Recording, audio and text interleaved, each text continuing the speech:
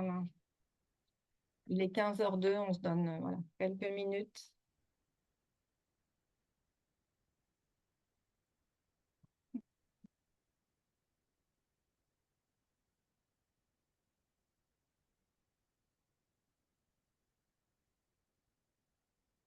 Bon après-midi, Michel, Tito. Ouais. Bonjour Michel, bonjour Tito. Bonjour.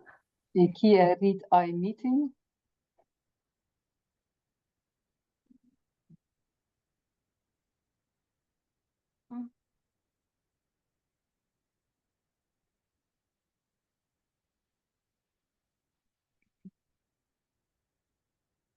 Donc, pour te donner une idée, peut-être, Linda, jusqu'à présent, nous avons des collègues, des salariés de section. Nous avons une membre du bureau international. Congratulations, félicitations, Hilde. J'ai quelques collègues directeurs et directrices de section, donc Karine et Vice, qui sont donc de la section belge. Et des membres des conseils d'administration aussi des sections concernées. En tout cas, ce sont les personnes que je reconnais, mais voilà. Et celui qui est Read Amnesty International Meeting? Je pense que c'est l'outil d'intelligence artificielle qui permet ensuite de prendre des notes. J'ai l'impression que par rapport à cet outil-là que vous utilisez, me semble-t-il, cette fonction. Ok, c'est pas une personne. Donc pour les collègues, on utilise là cet après-midi l'outil des partenaires de médiateurs, des médiateurs au-delà des frontières. Voilà, Mediators Beyond Borders. Ok. Il est 15h04, peut-être on démarre. Bavika, qu'en penses-tu? Ouais, ok, super. Et ça fera venir les autres, comme on dit chez moi. Voilà. Parce qu'on avait une trentaine de personnes qui s'étaient inscrites voilà, sur la base du webinaire de la semaine dernière. On avait à peu près un tiers des personnes qui nous avaient rejoints, ce qui est à peu près normal, quoi. Voilà. Donc, bon après-midi, bonjour à toutes et tous. Donc, on participe cet après-midi au deuxième volet de la série de webinaires consacrés donc aux principes et aux compétences nécessaires à une bonne gestion des conflits. Donc, pour ceux et celles qui ne me connaissent pas, je m'appelle Sylvie Brigaud, je suis directrice d'Amnesty International en France et ma co-modératrice s'appelle Bavika Solanki. Donc, elle est membre de l'équipe du secrétariat international qui travaille sur ce processus de résolution des conflits. Donc voilà, donc Bavika est là avec moi. Et donc aujourd'hui, notre invitée est Linda Rayekerk, qui est donc spécialiste externe avec laquelle nous travaillons depuis 2 ans de l'organisation Mediators Beyond Borders, donc les médiateurs au-delà des frontières, sur la résolution des conflits. Et aujourd'hui, Linda va nous parler de la façon dont on peut reconnaître les tensions sous-jacentes et démasquer les conflits dans les équipes ou entre personnes. Donc, pour rappel, cette série de webinaires s'inscrit dans un programme de travail mené par l'équipe chargée du renforcement du mouvement du secrétariat international dans le but de renforcer les compétences en matière de conflits au sein de notre mouvement. Donc, Amnesty International a adopté en 2024 un nouveau processus de résolution des conflits axé sur les moyens préventifs et relationnels visant à résoudre les conflits internes. Dans le cadre de ce processus, ont été établis un guide étape par étape pour gérer et résoudre les conflits, ainsi qu'un réseau interne de collègues en mesure d'offrir des conseils et du soutien sur la résolution de ces conflits. Les membres de ce réseau sont appelés des personnes référentes résolution de conflits et je fais partie de ce réseau. Nous avons en outre recruté un ensemble de spécialistes externes qui peuvent fournir un soutien direct ad hoc en matière de résolution de conflits, ainsi que de coaching et de renforcement des capacités dans ce domaine. Et donc, Linda fait partie de ces spécialistes et c'est la raison pour laquelle elle est avec nous cet après-midi. À la fin du webinaire, nous vous indiquerons où trouver des informations supplémentaires sur le processus de résolution des conflits, les référents à la matière et la liste des spécialistes externes. Et comme nous le savons tous, les conflits sont très complexes et à plusieurs niveaux, et en particulier ceux qui durent depuis un certain temps. Ces webinaires, bien évidemment, ne sont qu'un point de départ pour parler de conflits, La résolution de conflits complexes peut prendre plusieurs semaines, voire plusieurs mois. On va effleurer la surface, mais ça va donner aussi des pistes pour aller chercher du soutien et des ressources au-delà, ailleurs. Donc notre webinaire va durer 1 heure. On va avoir une présentation de 20 minutes de la part de Linda et on aura une séquence de questions-réponses ouverte de 40 minutes à laquelle, bien évidemment, vous êtes chaleureusement invités à participer. La fonction de discussion instantanée est désactivée pendant la présentation de Linda, puis elle sera réactivée lors des questions-réponses. Afin de faciliter les échanges, peut-être modifier votre nom sur Zoom pour qu'il inclue le nom de la section structure d'Amnesty dans laquelle vous êtes. Comme ça, c'est plus facile pour Linda. Et voilà, pour rappel, merci de désactiver votre microphone quand vous êtes en train de parler pour pas qu'on ait des bruits parasites qui peuvent rendre problématique la discussion. Le webinaire est enregistré et il sera mis en ligne sur le site Amnesty Leadership à l'issue de la séance. Voilà. Donc, bienvenue à ceux et celles qui nous ont rejoints et je donne la parole à Linda sans plus attendre. Merci Sylvie et bienvenue à tout le monde ici. Je vais partager mes PowerPoint. C'est où maintenant? Voilà. On le voit?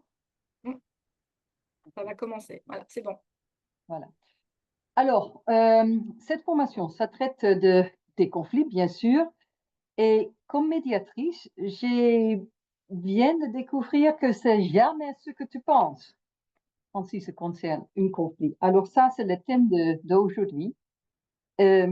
J'espère maintenant, je peux... Oui, alors, qui est moi? Je suis médiatrice depuis 32 années, directrice du centre de gestion des conflits aux Pays-Bas. Nous, bien sûr, comme médiatrice, je m'occupe avec des clients qui ont un conflit, mais surtout, nous donnons des formations depuis 33 années sur ces matières. Alors, ça peut être aux Pays-Bas, ça peut être au Caribbean, l'Indonésie, l'Afrique, n'importe où. Dans une autre carrière, c'était consultante dans le domaine de l'eau et assainissement, surtout en Afrique francophone. Alors, vous avez déjà appris que le français, c'est pas ma langue maternelle. Alors, je m'excuse, mais heureusement, j'ai Sylvie ici qui va m'aider quand il y a un problème avec ça. Alors, est-ce que nous pouvons s'accorder qu'il y a de confidentialité entre nous dans cette 1 heure que nous avons ensemble? D'accord? Oui, parce que avec les conflits, tout le monde a des conflits. Les conflits sont partie de la vie. Alors, j'espère que tout le monde se sente invité de partager ce qu'on veut partager, bien sûr, et que ça reste ici dans le screen. OK.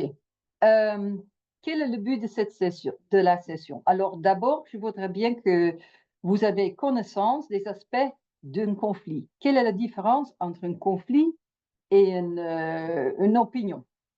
Deuxièmement, je voudrais donner quelques idées comment et pourquoi gérer les conflits et qu'est-ce que se passe qu'on ne fait pas. Alors, je crois que bien sûr que c'est vous qui va m'informer parce que dans toutes les organisations, il y a toujours des conflits. Et troisièmement, j'aimerais bien partager quelques compétences clés. Alors, quand je vous dis que normalement, notre formation, ça prend 11 journées, bien sûr que dans ces 20 minutes, je peux toucher seulement un très, très, très petit peu en ce qui concerne ces compétences. Et quand vous avez des autres buts, dis-moi. Alors, je suis très flexible. Je peux changer le programme si tu veux. Et bien sûr qu'on a des temps aussi pour discuter et vos questions. Bien, pour une petite introduction, la cause d'un conflit n'est jamais ce qu'on croit. Normalement, on voit quelque chose, on pense, ah, le conflit se traite de ça, mais c'est jamais le cas. Alors, un conflit a des aspects bien cachés. Et ce qu'on va faire, découvrir les problèmes à l'origine du conflit, c'est une première étape pour l'analyser. Et je vais vous donner quelques utiles comment l'analyser et quelle est la dynamique et comment transformer cette dynamique. Et bien sûr, comment comprendre le conflit et quelle est l'approche pour le gérer. Dis-moi, est-ce que je peux demander à tout le monde de mettre dans le chat quelle est la différence entre un désaccord ou un conflit? Et peut-être Bavika ou Sylvie, vous pouvez gérer le chat pour voir qu'on peut mettre dedans, noter dedans quelle est la différence. Je vous évite. Quelle est la différence entre un désaccord ou un conflit?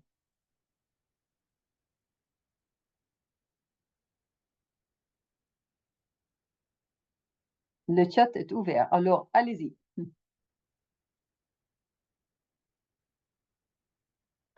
Un conflit génère des émotions et des tensions. Voilà, OK. Niveau des idées. En plus, merci Karine.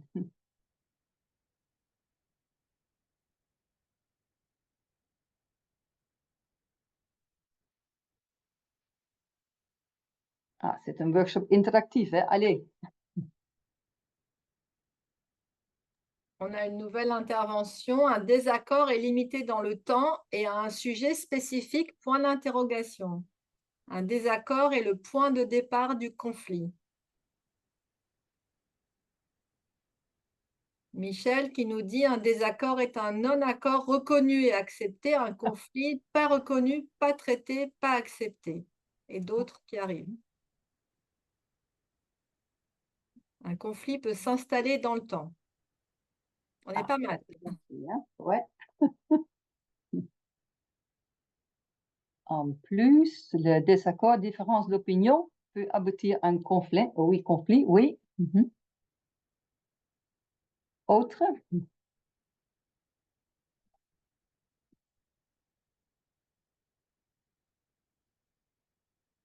Durée dans le temps, le désaccord, pas forcément. Oui, aussi. Un point intéressant sur le fait que la relation souffre dans un conflit, mais pas dans un désaccord. Yeah. Et un conflit engendre des dysfonctionnements, nous dit Assina, ma collègue d'Algérie.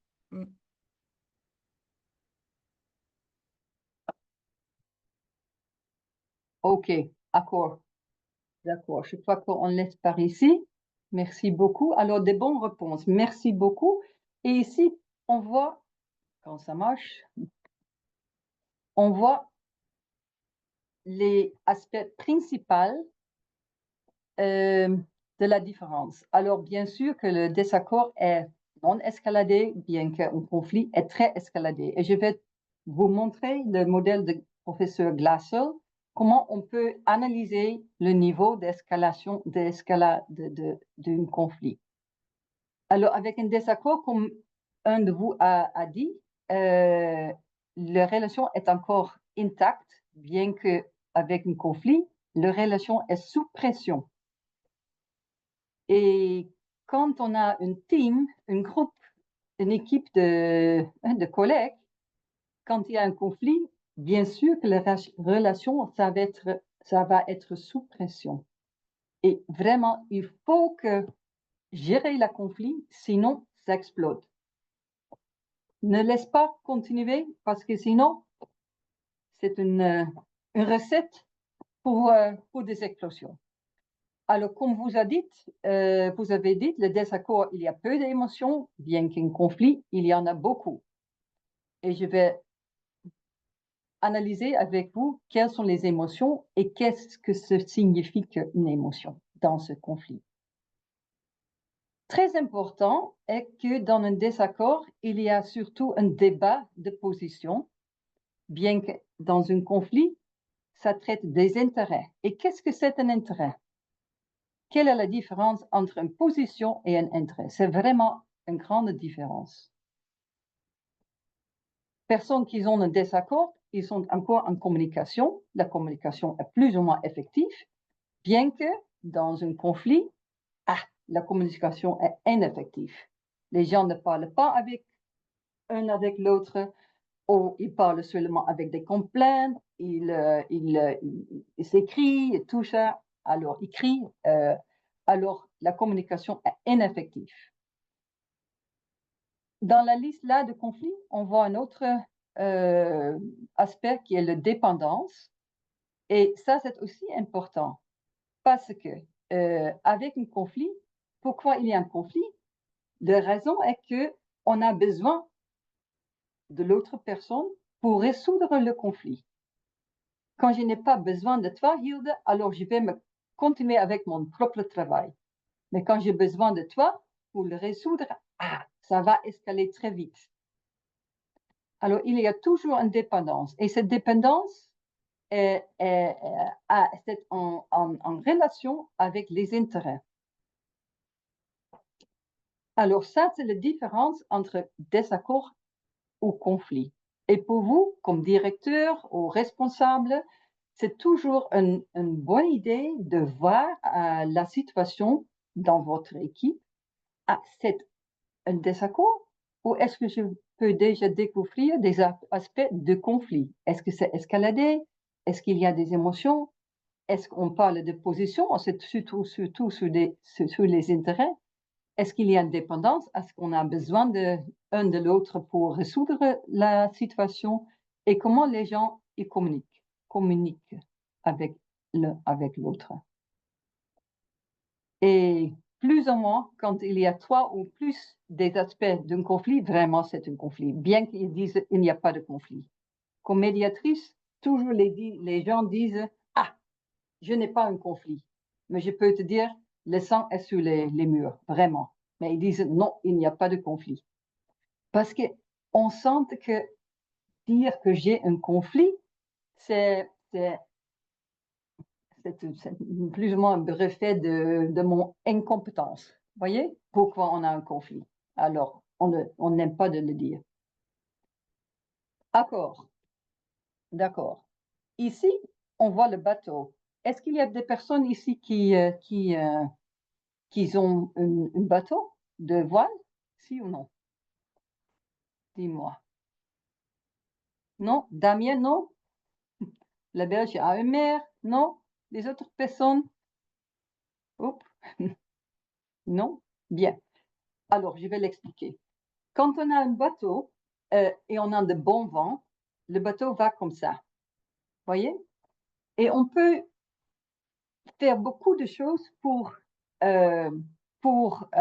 disons, résoudre un conflit, mais quand le courant au-dessus est plus fort, le bateau va comme ça. Et c'est le même avec le conflit. Quand le bateau a le bon vent, ça va comme ça. Mais quand le courant est plus fort, le bateau va comme ça. Et ce modèle m'aidait beaucoup comme médiatrice parce que normalement, on se concentre seulement sur le courant surface au lieu de courant profond. Et ce que je voudrais vous dire que c'est bien sûr, il faut que se concentrer sur le courant profond. Et qu'est-ce que je veux dire ça? J'ai un autre modèle pour l'expliquer. Quand on fait seulement des instruments ou des interventions superficielles, le conflit va vraiment je ne sais pas, hein, ça va comme ça et finalement ça va s'exploder et ça viendra plus grave. Voilà, c'est l'autre modèle que je voudrais bien partager avec vous. Normalement, on sait depuis le Titanic, on connaît le Titanic, oui, bien sûr, que le glacier, la plupart des glaciers est au-dessus. On voit seulement une partie, mais le danger, c'est plus profond. Et c'est la même chose avec des conflits. Alors, s'il vous plaît, mettez dans le chat, qu'est-ce qu'on voit en haut? quel est le comportement qu'on voit lors d'un conflit? Est-ce que vous pouvez le mettre dans le chat? Où est le chat? Qu'est-ce qu'on voit en haut? Et après, je vais analyser avec vous qu'est-ce qu'on voit en bas. Où est le chat? Là.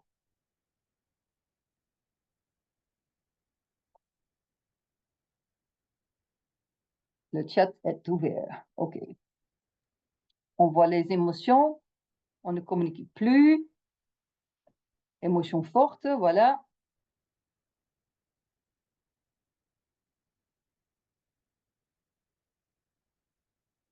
En haut, on verra les mails, les discours, des émotions. En bas, il y a la vision du monde, du rôle professionnel, les besoins. OK, Karine, parfait. Et les autres aussi. Bien sûr, c'est ça comme ça. Et communication bloquée, émotion forte, frustration et des silences. Voilà, toute la communication détubée, ineffective.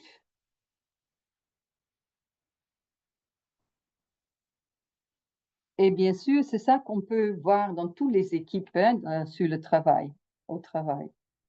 Et OK. Alors, comme je disais, les caractéristiques d'un conflit ou d'un désaccord, les caractéristiques d'un conflit, on voit en haut.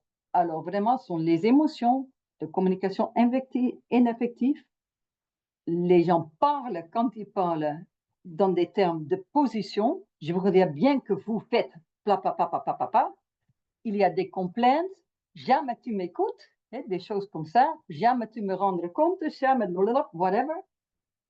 Alors, et en plus, on voit que la relation est en pression, sous pression, en pression. Et en bas, on voit des autres choses. Où est la prochaine? Voyez. Alors, en haut, on voit des règles, procédures, etc. On voit le comportement visible, c'est-à-dire des complaintes, de communication ineffective, des positions, etc. Bien qu'en bas, ça traite des intérêts, des émotions, la dynamique, la communication, etc. Et dans notre formation, normalement, j'ai dit que au fond d'une complainte, il y a un désir. En bas d'une émotion, il y a un besoin. En bas d'une position, il y a un intérêt. Et quand je suis dans une médiation, je voudrais vous dire que au moins, j'ai 10 intérêts par partie. Dans un conflit, il y a plusieurs intérêts, besoins, désirs. Alors, qu'est-ce que cela veut dire? Quand vous avez une équipe qui est en conflit, d'abord, il faut voir qu'est-ce que je vois en autre, quelles sont les complaintes, quelles sont les émotions, quelles sont comment la communication. Et ça sont les ingrédients pour gérer le conflit. Alors, il faut donner attention aux émotions. Qu'est-ce que cette émotion va vous dire? Les complaintes, quel est le désir? Les positions, quel est l'intérêt? Etc., etc. Alors, il faut lire ce qu'on voit. Et ça, c'est le matériel pour aller en bas et lire quelles sont les émotions, quels sont les besoins, quels sont les intérêts, etc. Il y a des questions jusqu'à maintenant, sinon je vais dans un autre domaine. Cela veut dire les escalades, une situation escaladée. Ici, on voit l'escalade du conflit de professeur Glasser. Vous voyez le nom plus haut. Il est d'Autriche. Et Friedrich Glasel, il a analysé quelles sont les différentes étapes d'une escalade de conflit.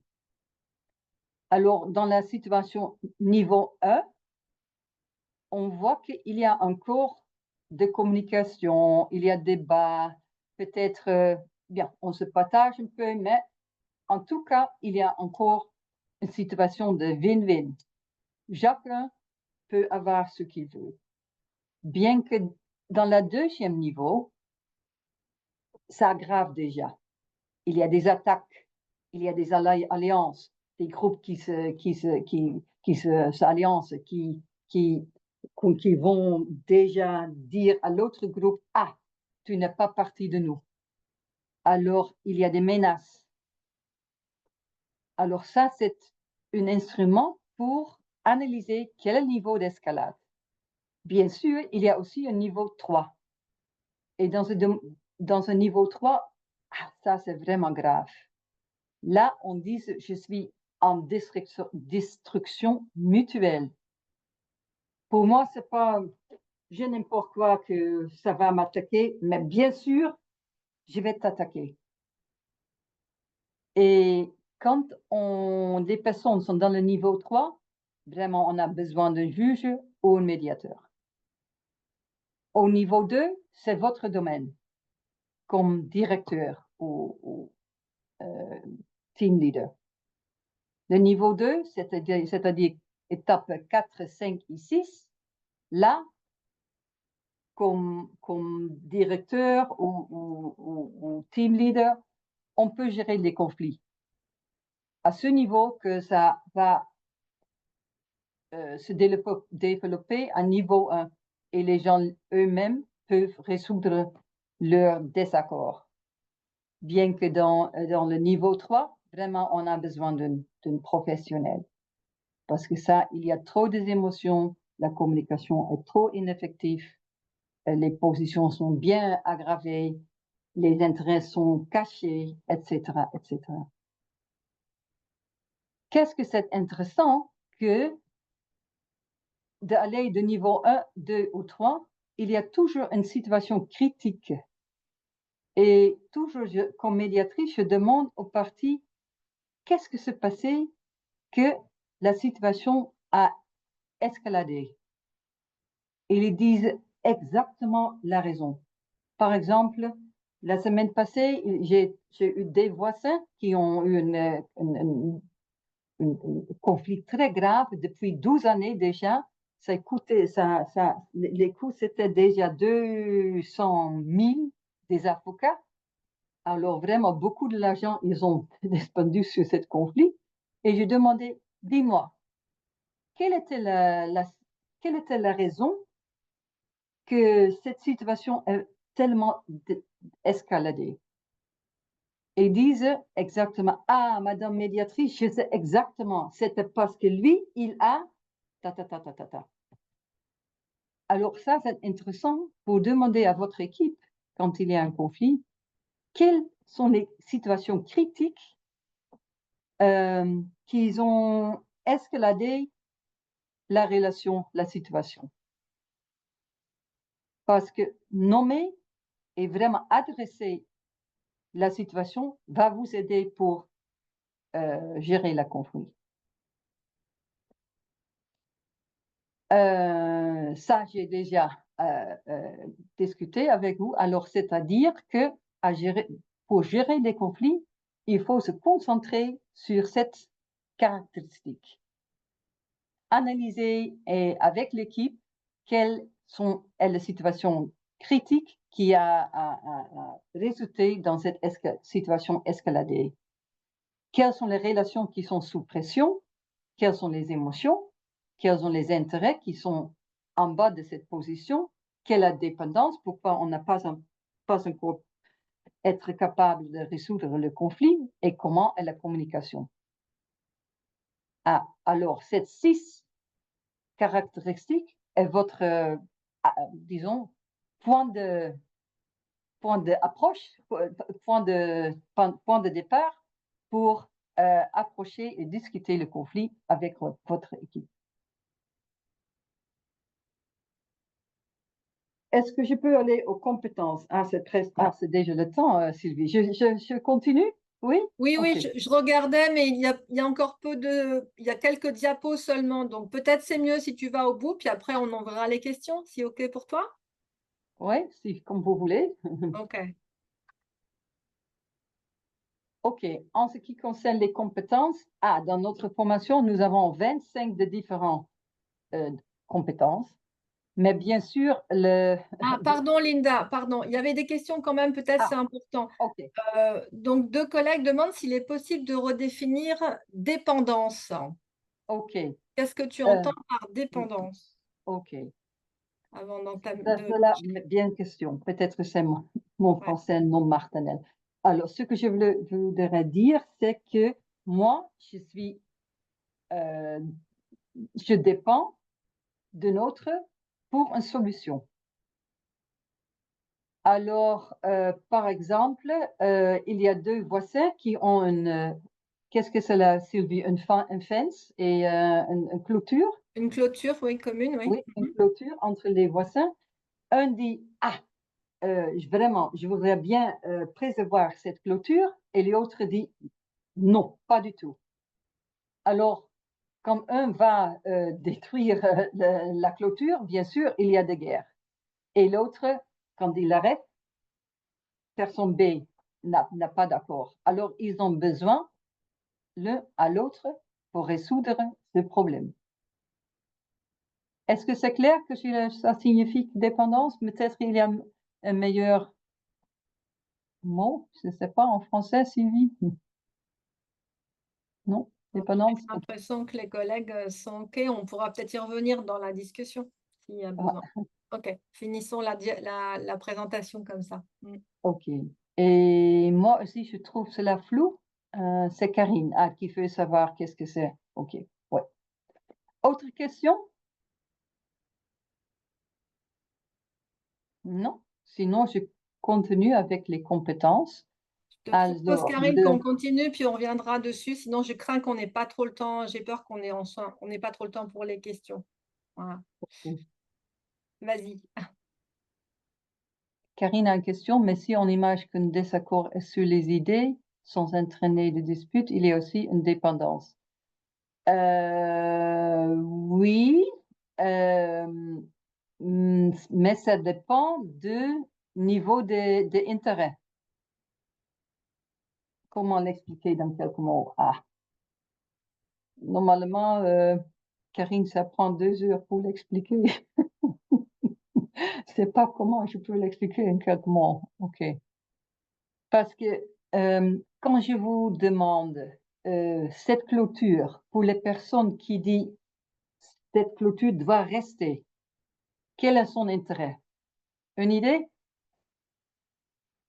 Pourquoi il faut que cette clôture reste là?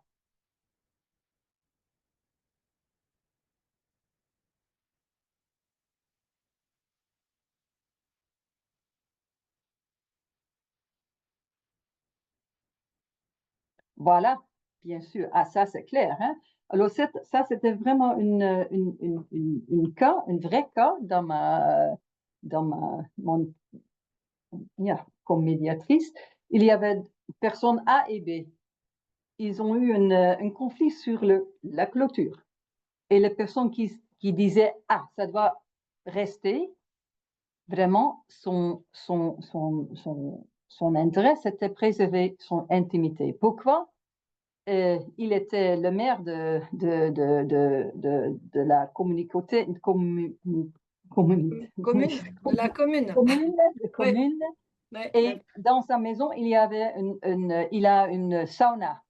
Et dans le jardin, il y a une whirlpool, comme on dit ça, une douche. Mhm. Alors, parfois, il veut aller dans sa sauna et, dans des bonnes journées, aller dans son jardin, nu, pour se baigner. Bien sûr que son intimité est importante. Alors, qu'est-ce que vous pensez? Quel est l'intérêt d'autres personnes qui dit allez avec cette clôture? Dis-moi.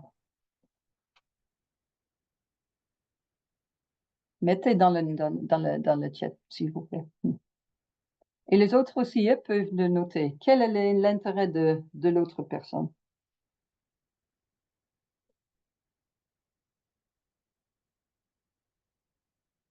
OK, laisser ouvert l'espace, ne pas avoir d'ombre, se préserver, se protéger, regarder la nudité, bien sûr. Voir le voisin tout nu. OK, je vais vous dire. L'autre personne, c'était une dame bien âgée. Je crois qu'elle était 80 quelque part des années. Et sur ma question, pourquoi vous voulez que cette clôture est déconstruite, elle a dit, voyez madame, vous voyez, je ne suis pas le plus jeune, je suis déjà bien âgée. Oui, oui, je le vois. Alors, elle disait, dans dans la Deuxième Guerre du monde, j'étais dans une prison à l'Asie, une concentration, comment on dit ça, camp de concentration, et toute clôture, mais vraiment, ça me fait de maladies physiques et psychiques. Et à ce moment, personne B a dit, mais Marie, jamais tu m'as dit ça, terrible. Et à ce moment, ils ont eu une autre communication. Et la solution, c'était assez simple. La clôture de mur ou en bois, c'était détruit. Et maintenant, il y a des bonnes plantes avec des fleurs et tout ça. Personne A a son intimité, personne B a un espace qui est meilleur pour sa santé. Alors, il faut savoir quel est l'intérêt qui est en bas, cette position. Clôture doit rester, clôture doit être détruite. Ça, c'est la différence et on a besoin l'un de l'autre pour arriver à une solution. Et pour ça, il faut savoir quel est l'intérêt, comment on peut s'aider au lieu de moi contre toi, comment résoudre ensemble en vue de nos intérêts ensemble. Et pour ça, pour tout ça, il y a des compétences et bien sûr que la compétence d'écouter, résumer et poser des questions est la plus importante. C'est la compétence fondamentale pour toutes ces compétences. Une deuxième qui est très important est reformuler une plainte à des souhaits, à des désirs. Parce que toujours, il y a un désir au-dessus d'une plainte. Quand je vous dis, jamais tu m'écoutes, c'est clair que mon souhait, mon désir est, je voudrais être entendu. Oui. Alors, quand vous entendez une complainte, il faut chercher quel est le souhait. Et c'est intéressant qu'une complainte touche à la même mélodie. Comment sent une plainte? Une idée? J'aime la musique des conflits, hein? Alors une plainte toujours à la musique comme ça. Nanana, comme ça. Jamais tu m'écoutes. Jamais tu m'entendre. Jamais tu fais de la vaisselle. C'est toujours la même musique. Alors c'est très facile pour reconnaître une plainte et après reformuler dans un désir. Alors je peux parler encore 2 heures sur cela, mais comme une petite cliffhanger pour vous, cette compétence. OK, j'ai déjà dit que sous chaque position, au point de vue, il y a un intérêt, comme avec la situation avec la culture. Les émotions ont toujours un besoin et vraiment aussi, il faut gérer la communication. Laissez-nous nous concentrer sur les émotions. Il y a une compétence pour gérer des émotions et cette compétence consiste de 3 niveaux. Alors, d'abord, il faut résumer le contenu. Faites comment on dit ça, une résume. Par exemple, avec Madame et Monsieur de clôture, j'ai résumé l'émotion de Madame qui a dit que Ah non, mais vraiment, ça me donne de problèmes physiques et mentaux. Alors, j'ai résumé, ah, madame, vous dites, ça vous donnait des problèmes physiques et mentaux. C'est vrai? Oui, c'est vrai. Alors, après, je vais résumer l'émotion. Alors, avec cette dame-là, c'était clair, l'émotion, c'était quelque chose comme peur, anxieuse, et en même temps, elle était peut-être wow. Dis-moi, quel type d'émotion vous pensez mettre dans le chat? Une idée? Quelle autre émotion? Parce que les émotions sont toujours aux différents niveaux. Juste une petite alerte, Linda, si je peux me permettre. Il est 15h43, on a 20 minutes encore. Ok, Voilà. je reste. Merci beaucoup. Colère, je crois aussi colère. Voilà. Alors, au- au-dessous de cette anxieuse, il y a une colère parce que cet voisin ne fait pas et ce ne pas rendre compte de le problème et les positions, les intérêts de madame là. Insécurité, peut-être aussi, oui. Alors, toujours l'émotion, c'est comme un drapeau qui disait vraiment, vraiment, vraiment, il y a un besoin qui est au-dessus. Et pour cette madame-là, c'était le besoin de sa santé.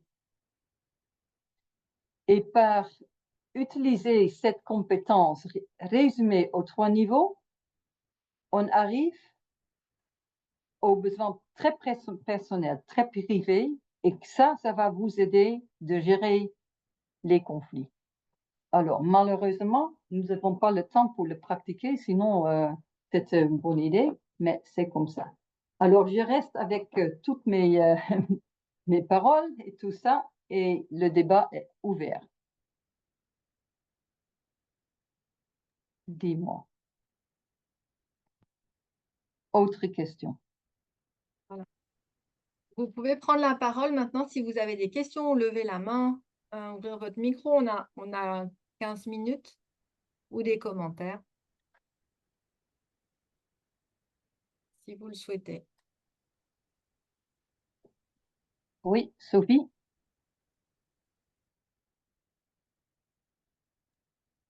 Ah, je n'écoute pas. Où est Ah, Sophie? bonjour, on m'entend, Bonjour. oui. Euh, je me pose toujours la question, moi, dans un conflit de besoins, de non-dits, de choses non dites, qui sont difficiles à détecter parfois, parce que pas facile à dire. Ce truc-là est un vrai sujet, je trouve, dans la résolution de conflits. Euh, Parce que là, avec les compétences à résoudre, ça nous donne des pistes sur comment gérer un conflit quand on est peut-être au niveau 2, on n'a pas besoin d'experts à nos côtés pour gérer ça. Euh, mais du coup, ouais, il y a des non-dits, c'est pas évident à trouver parfois. Comment on va les chercher? Est-ce qu'il y a des techniques? Over. Peut-être, je propose, Linda, il y a 3 mains qui sont levées. On prend les 3 questions. Ça te va? Oui, Alors, je ne sais pas dans enfin. quel sens c'était, Karine ou Michel. Michel, Karine. Bon, allez, Karine, comme ça, on fait un de France, une Belge, une France, une Belge. Oui. Ah, c'est une bonne distribution. Oui, évidemment. Ok, Allez-y, Belgique. Karine. Donc, en fait, nous, par exemple, il y a quelque chose qui est assez récurrent, mais que je pense qui est classique dans les sections amnestiennes, c'est le débat activiste-salarié, dans lequel parfois ça se passe très bien, mais parfois il y a des tensions. Et je pense que les intérêts sous-jacents sont souvent chez les activistes la Mhm. reconnaissance de l'activisme, de ce qui est fait, de ce qui est produit, et chez les salariés, peut-être le sentiment d'être un bon professionnel et donc de respecter le mandat amnestien, de rester dans les cas, de ne pas en sortir et ainsi de suite. Et donc c'est quelque chose qui, en tout cas à IBF, donc Belgique francophone, revient sous des formes multiples et variées, n'est jamais une escalade conflictuelle très élevée, mais quand même toujours un peu là. Euh, et en fait, juste pour faire, ça fera rebond avec ce que Sophie disait juste avant, je pense que on essaye de poser des questions ouvertes. Et je pense qu'évidemment, ce qui fonctionne toujours bien, c'est de pousser les gens à imaginer le scénario positif. Ça veut dire leur dire, qu'est-ce qui ferait que vous seriez heureux dans la relation entre salariés et activistes? Qu'est-ce que vous auriez besoin? Qu'est-ce qui ferait que ça fonctionne bien? Ce qui est pas toujours simple, je pense, c'est que parfois, tout le monde n'a pas toujours accès à ses intérêts. Tout le monde n'est pas toujours très au clair sur pourquoi ça l'énerve tellement ce que l'autre fait. Je veux dire, il y a un phénomène d'irritation humaine où parfois on est irrité, et plus on est irrité, plus on est irrité, et plus on est irrité, quoi. Et donc voilà, je voulais juste dire que c'est pas facile parfois de sortir de ça, surtout quand c'est quelque chose qui, je pense, fait partie d'une espèce d'histoire institutionnelle courante, qui est souvent le conflit ou le désaccord salarié-activiste, qui est un grand classique, hein. Mais donc voilà, je voulais juste dire comment est-ce qu'on fait pour faire émerger les intérêts quand tout le monde n'a pas toujours au clair que se jouent des choses qui sont très implicites, en fait, souvent. Être reconnu comme un bon salarié, c'est quelque chose que peu de gens sont conscients qu'en fait, c'est ça qu'ils cherchent. Ils veulent être reconnus aussi comme des bons salariés. Merci. Et donc voilà. Donc je clôt. On Mais ne voit c'est pas un du peu tout le de quoi Sophie. tu parles au sein d'Amnesty, là. On ne voit pas du tout de Pas quoi du tu parles. Michel. Merci. Alors, on a juste un petit souci de...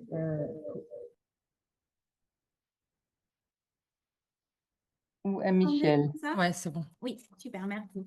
C'est deux questions, une question. La première, c'est dans un conflit avec plusieurs parties. Donc, si on fait le processus, j'écoute, je te vois, je reformule ta plainte, ton désir, est-ce que du coup, il faut prendre les temps de aller voir chaque personne et comprendre voilà, l'intérêt, le besoin, les désirs de chaque personne. Et du coup, c'est lié à une autre question. Souvent, je remarque des dynamiques des groupes, vraiment, et donc des choses qui vont se reproduire, mais parce que c'est dans les groupes. Si c'était la personne isolée, ça ne se reproduirait pas. Et donc, voilà, est-ce qu'il faut isoler, enfin, pas isoler, mais est-ce qu'il faut individualiser ou est-ce que dans ces dynamiques des groupes avec plusieurs parties, il vaut mieux traiter ça de façon collective? C'est voilà, une question que je me pose depuis un moment. Ah, c'est une bonne question, hein? Ouais. À toi, Linda, et je pense que ce sera tout malheureusement après, sauf si vous pouvez poser des questions dans le chat, on peut essayer de voir éventuellement s'il y a besoin. Ok. Vas-y, Linda. Ok, je commence avec le dernier. Quand il y a un conflit dans une équipe, alors d'abord, il faut voir quelles sont les constellations et qu'est-ce que je comprends avec ça. J'ai actuellement les conflits multiparties est mon expertise, alors j'ai écrit un livre sur cela. Le livre est comme ça, alors je peux expliquer seulement un très, très, très petit peu, hein. Alors, ça, par exemple, quand ça, c'est une équipe, voyez, un cercle, oui, et ça, c'est l'individu. C'est un autre, alors tout le monde est contre cette personne, voyez. C'est différent quand il y a une équipe et il y a une sous-équipe ici qui a un conflit avec une autre sous-équipe dedans. Alors, ça c'est déjà des situations différentes. Il y a aussi des autres, il y a aussi des autres. Alors, il y a beaucoup de constellations. Et ça dépend vraiment de cette constellation, ce qu'on peut faire. Parce que quand j'ai, par exemple, 100 personnes qui sont contre une, disons, wind turbine, une vente d'énergie, comme on dit ça. Alors, c'est wind turbine, Sylvie, c'est comment ça s'appelle? Une éolienne, une éolienne.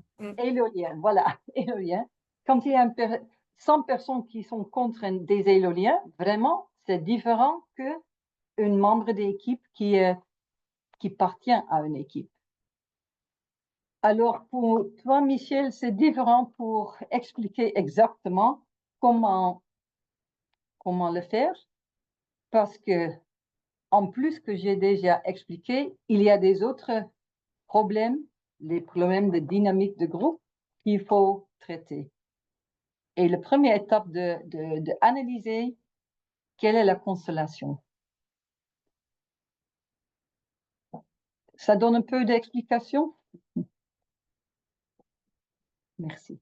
L'autre question, c'était de Sylvie Vénier. Oui, il y avait Sophie. Sophie qui parlait entre conflits salariés bénévoles. Non, Karine qui faisait tout un commentaire sur conflits salariés bénévoles. Voilà. Peut-être c'est plutôt une question pour toi, Sylvie. Ouais, on va pas. C'était plutôt un commentaire, je pense. Je ne vais Non, pas prendre le c'était sur temps là. quand les intérêts sont pas explicites. Et c'était Vraiment voilà. Et pas là, accès c'était à sur ça. les intérêts qui ne sont pas explicites. Et il y avait aussi le commentaire sur le fait que les personnes avaient du mal parfois à connaître même, en fait, et à se connecter à ce qu'elles défendaient et à leurs intérêts. Voilà. Oui, c'est ça. Et les émotions aussi, oui. Et autre question, ça t'est de qui? De Sophie ou de Oui, Karen? moi, je parlais de la détection des non-dits. Les non-dits, voilà, c'est ça. Ouais. Ah oui, ok. De non-dit. Ah, euh, le bon message, est-ce que tu as déjà une idée qu'il y a des choses non dites, n'est-ce pas? Alors, comme on dit en anglais, le pink elephant. Tu le connais, l'éléphant, L'éléphant dans la pièce. c'est ça. L'éléphant dans la Alors, pièce. ce qu'on voit, que les gens parlent dans des mots vagues. Il y a des personnes et cette personne est dans l'équipe, dans la chambre, mais à ce moment, hein, vraiment. Alors, quand vous avez l'idée, et comme je disais, le bon message, que tu as déjà une idée, il faut adresser le pink elephant. Comme ça, par exemple. Chers collègues, on parle maintenant blablabla, bla, bla, bla, et j'ai l'idée que ça, c'est vraiment une chose qui n'est pas adressée et il faut l'adresser avant on peut continuer. Quel est le pink elephant ici dans la chambre? Et à ce moment, tout le monde fait comme ça. Et vous pouvez demander pourquoi tout le monde fait comme ça. Alors, et restez seulement avec du silence. Parce que le silence, vraiment, ça évoque des réponses. Comprenez? Un petit peu? Oui. OK. Parce que tu es vraiment sensible, ce que tu dis, vraiment, il y a des choses qui ne sont pas dites. Et c'est exactement où est la douleur. J'ai une autre sens des histoires, alors mais je laisse parce que c'est presque 16 heures, 4 heures. Autre question. L'importance de laisser les silences. Il y avait aussi une question dans le chat. Comment on gère les conflits si l'autre nie le conflit et dit qu'il n'y a pas de problème? Une question d'Alina. OK. Alors, il y a des manières différentes, mais comme je disais, chez nous aussi, même les personnes sont déjà dans la médiation, hein, ils disent, ah, je n'ai pas un conflit. Et le sang est sur les murs, voyez, il n'y a pas de conflit. Alors, comme ça, on peut, par exemple, faire une intervention paradoxale. Par exemple, ah, tout va fantastique, n'est-ce pas? Et à ce moment, vous voyez, oh, fantastique, fantastique, pas tellement fantastique. Alors, comme ça, tu peux l'adresser.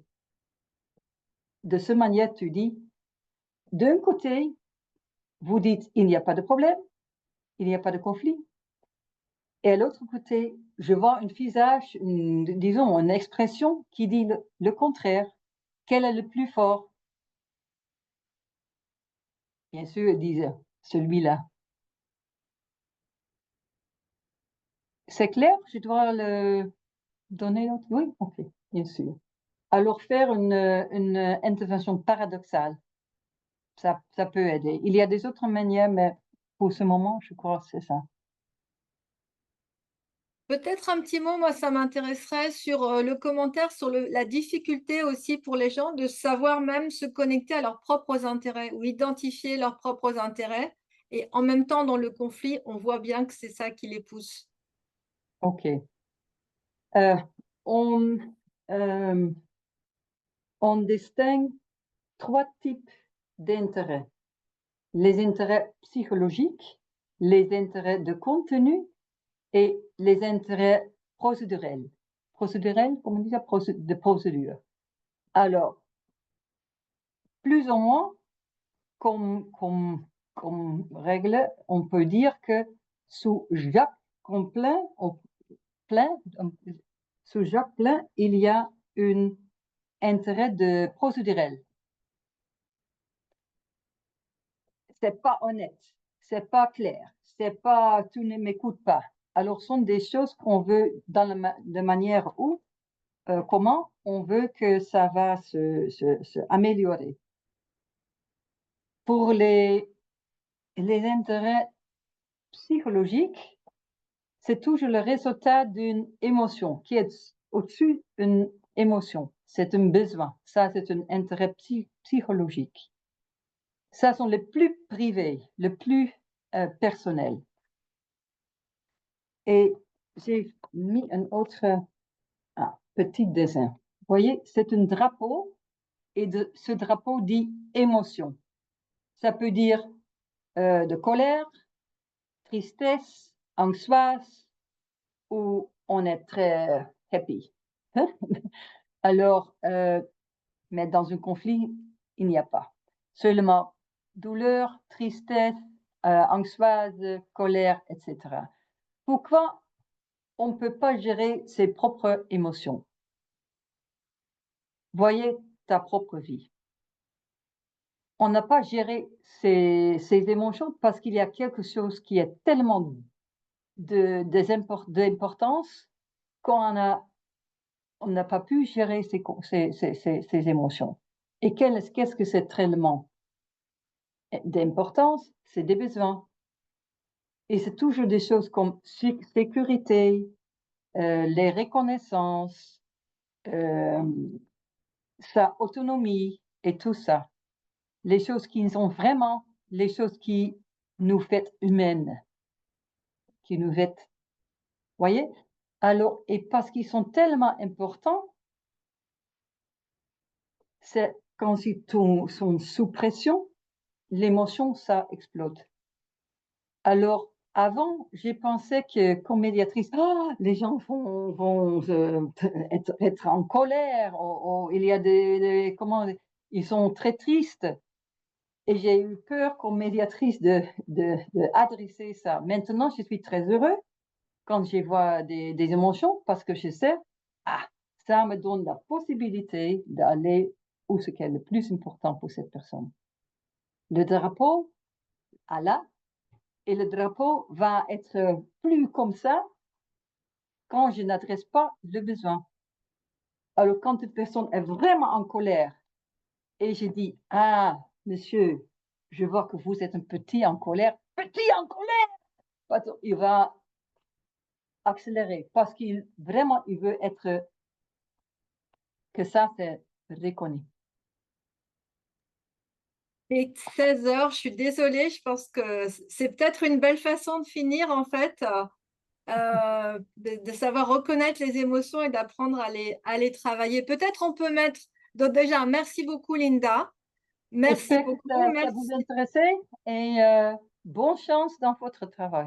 Ça n'est que le début de toute une série de webinaires. Je vous invite à regarder le programme. Vous êtes peut-être déjà enregistré, enregistré pour les autres. Toute la programmation et la présentation sera sur le site web Amnesty Leadership. Bavika, can you put the last slide? Je ne sais pas qui est-ce qui peut. Où vous avez en fait tous les liens. Vous pouvez retrouver en fait les contacts et des personnes ressources au sein du mouvement, des personnes ressources externes, mais aussi des présentations et de tous les outils que le mouvement a mis à votre disposition sur le SharePoint du mouvement. Voilà, donc on a une slide, vous allez retrouver sur la présentation. Voilà, merci beaucoup. C'est la dernière slide. Et c'est bien, et je vous remercie. Nous vous remercions. Voilà, celle d'après. Voilà, je crois. Celle d'après, bon, c'est pas grave. On vous les transmettra ou par email au prochain séminaire, au prochain webinaire, je l'espère. Bon après-midi, soirée, matinée à tous et toutes au Canada. À bientôt et merci. Avec votre travail. Et merci Linda, merci Bavika. Merci. Bavika, you can stay a little bit. Et Sylvie peut-être aussi. Sylvie est déjà partie.